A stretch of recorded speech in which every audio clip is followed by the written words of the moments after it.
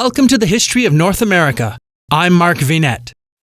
Columbus Day is a national holiday in many countries of the Americas and elsewhere, and a federal holiday in the United States, which officially celebrates the anniversary of Christopher Columbus's arrival in the Americas on an island in the Bahamas on October 12, 1492.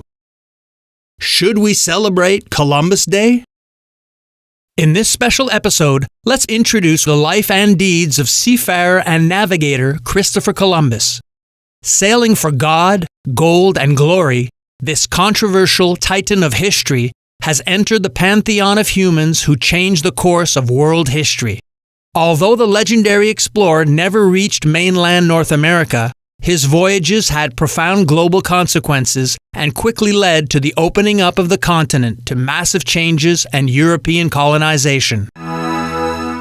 As Columbus Day dies a slow, woke death, it might be a good idea to consider how this national holiday came about in the first place.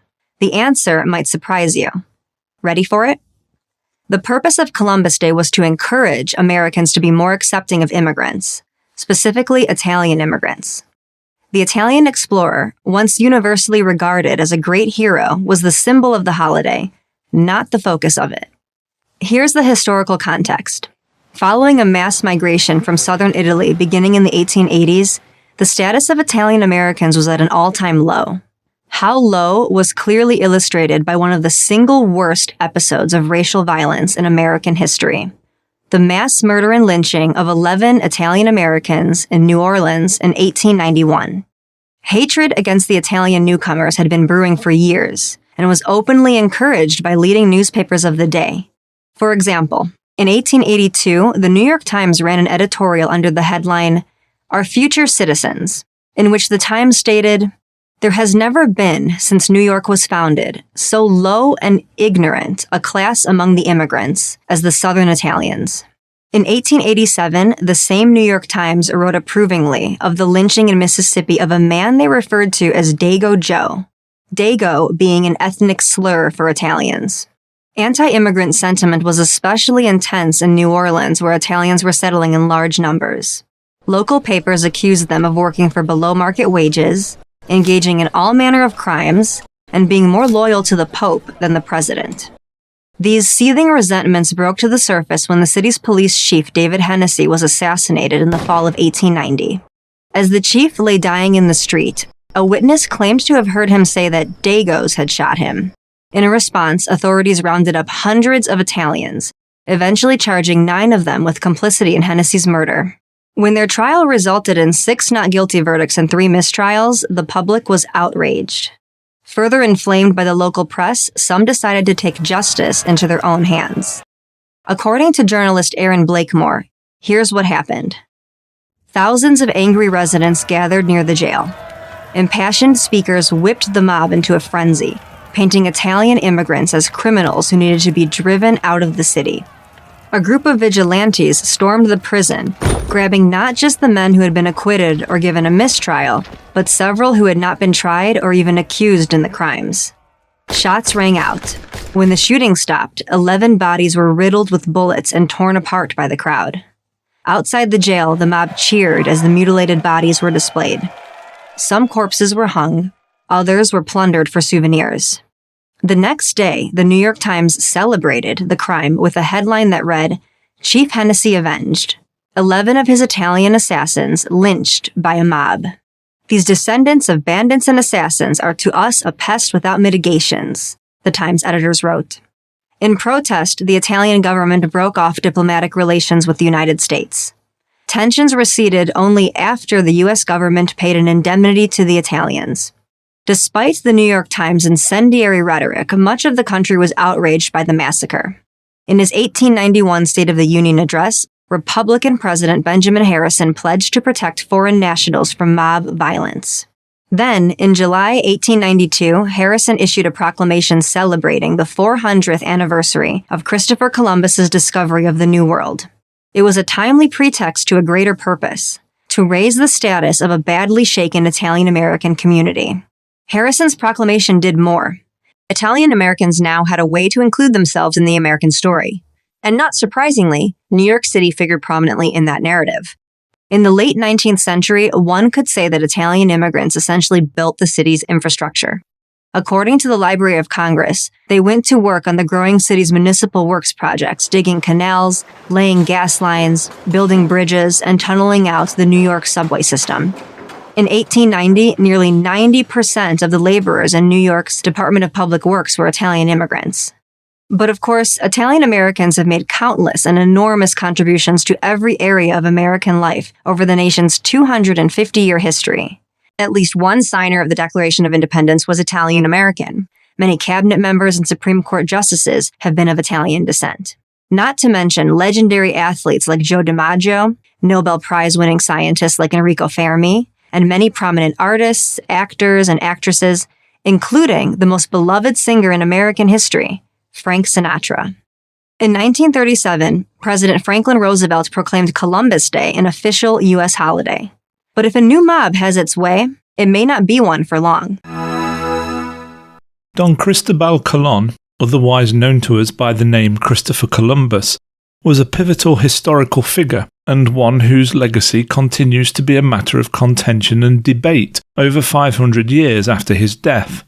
Born sometime in the year 1451, Christopher Columbus's early life is largely unknown, although some historians agree that he was most likely born in the Republic of Genoa, in what is modern-day Italy. However, despite his fairly obscure origins, it is known that from a young age he travelled widely, as far as the British Isles, and according to some reports even as far north as Iceland. During this period he also travelled as far south as Africa, and what is now Ghana. As far as is known, Christopher Columbus had no formal education, and appears to have been largely self-taught. Despite this, the fields of history, geography and astronomy would feature heavily in his future career as an explorer and navigator. Since the Portuguese had gained a tight hold on the spice trade route to the East Indies via Africa, Columbus began to develop a plan to reach the East Indies by travelling west instead of east. Columbus, just like everyone else at the time, had no idea that there was any land in between, and simply believed that an open ocean voyage travelling west would allow Spain to bypass their trade rival Portugal. After many years of lobbying by Columbus, Queen Isabella and King Ferdinand of Spain finally agreed to put money down and support a small exploratory voyage by Columbus. Columbus departed Spain in August 1492 with 3 ships, the Santa Maria, the Santa Clara nicknamed the Nina, and the Pinta.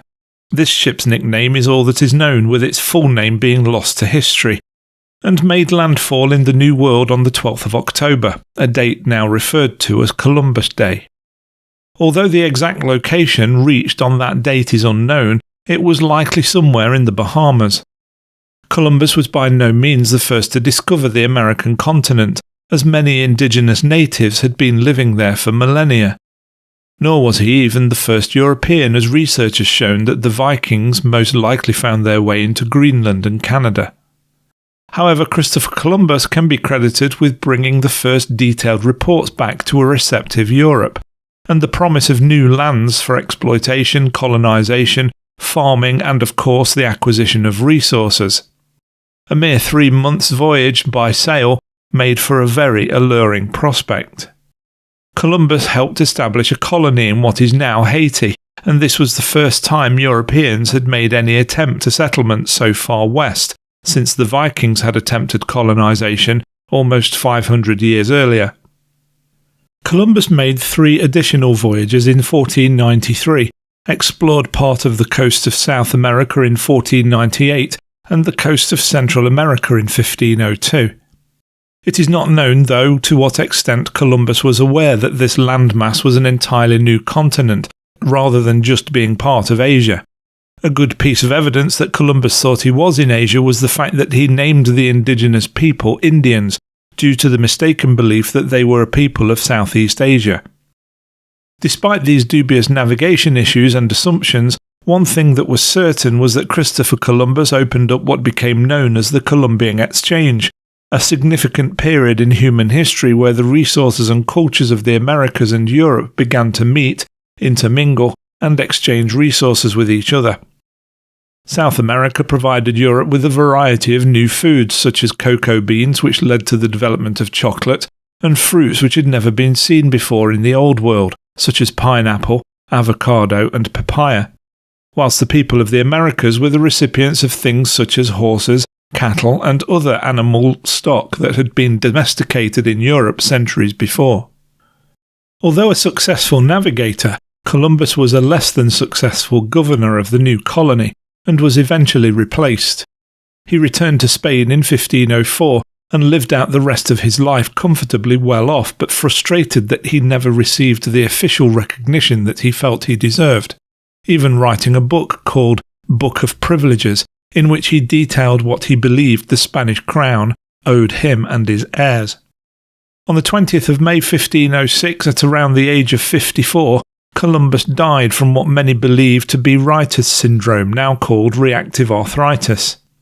He had requested that his body be buried in the Americas, but as no church existed there at the time, his wishes could not be accommodated.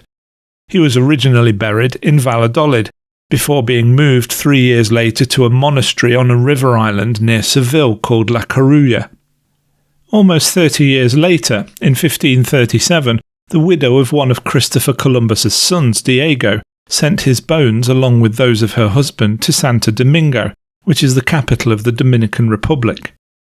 In 1795, Spain relinquished control of Hispaniola, the island in the Caribbean that consists of the sovereign nations of Haiti and the Dominican Republic. Believing that the remains of Christopher Columbus should not fall into the hands of the French, Spain moved them, first to Cuba and then back to Seville, Spain in 1898, where they have remained ever since. However, it was not the repeated movement of his remains that would be Christopher Columbus's largest legacy, but rather the debate throughout history of the impact of what he did and how he did it. It was not only the exchange of material wealth and animals, technologies and ideas that occurred as a part of his settlement of the Americas, but also the unfortunate transmission of diseases. The arrival of Christopher Columbus in the New World heralded the swift and sudden collapse of many of the American civilizations due to war and colonization, but especially due to a lack of immunity to Old World diseases. Many inhabitants of the Americas would perish over the centuries following the arrival of Columbus, partly due to the exchange that was occurring between the Americas and Europe. Christopher Columbus's personal reputation was also marred by his use and exploitation of slave labour. Although slavery had already existed in the Americas for centuries, the use of exploitative labour by a supposedly enlightened Renaissance individual strikes a sour note with modern scholars and individuals. Despite this, Christopher Columbus continues to be one of history's most pivotal characters and notable explorers, and his contentious legacy will likely continue to be studied and taught for centuries to come. I'm Mark Vinette, and I hope you're enjoying the ride.